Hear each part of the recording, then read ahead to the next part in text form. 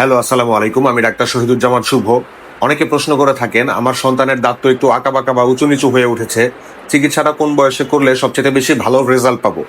অনেকে মনে করে থাকেন যে দুধ দাঁত পড়ে স্থায়ী দাঁত আসার আগ পর্যন্ত অপেক্ষা করতে হবে। তবে আমেরিকান অ্যাসোসিয়েশন অফ অর্থোডন্টিস্ট এর পরামর্শ অনুযায়ী একটি শিশুর প্রথম অর্থোডন্টিক চেক আপ হওয়া উচিত 7 বছর বয়সে। এখন আপনি প্রশ্ন করতে পারেন যে 7 বছর তো অনেক ছোট বয়স, তখনও তো সব দাঁত ওঠেনি, তাহলে কেন 7 বছর বয়সে আপনি পরীক্ষাটা করবেন? এই বয়সে স্থায়ী দাঁতগুলো আসতে শুরু করে, দুধ দাঁত পরে স্থায়ী দাঁতগুলো এই 7 বছর বয়সে আসতে শুরু করে। চোয়ালের বৃদ্ধি কোন দিকে যাচ্ছে তা একজন ডাক্তার সহজেই বুঝতে পারেন। যদি চোয়াল ছোট থাকে বা দাঁত আসার জায়গা না পায়, তবে আমরা ইন্টারসেপটিভ ট্রিটমেন্টের মাধ্যমে ভবিষ্যতে বড় কোনো জটিলতা এড়াতে পারি। তবে যদি একদম সবচেয়ে ফলপ্রসূ সময়ের কথা বলি, তবে সেটি হচ্ছে 9 থেকে 14 বছর বয়স।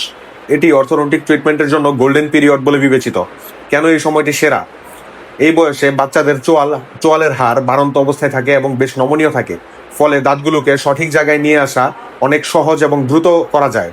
বয়সন্ধিকালের ঠিক আগে এই সময়ে দাঁতগুলো সোজা হয়ে গেলে বাচ্চাদের চেহারার গঠন সুন্দর হয় এবং তাদের আত্মবিশ্বাস অনেক বেড়ে যায়। এই বয়সে চিকিৎসা করলে তার দীর্ঘস্থায়ী হওয়ার সম্ভাবনা বড়দের তুলনায় অনেক বেশি। অনেকেই ভাবেন, আমার বয়স তো 20 বা 30 বছর হয়ে গিয়েছে, আমার কি দাঁতা সোজা হবে না? তাদের উদ্দেশ্যে বলছি, চিকিৎসার নির্দিষ্ট কোনো বয়স নেই।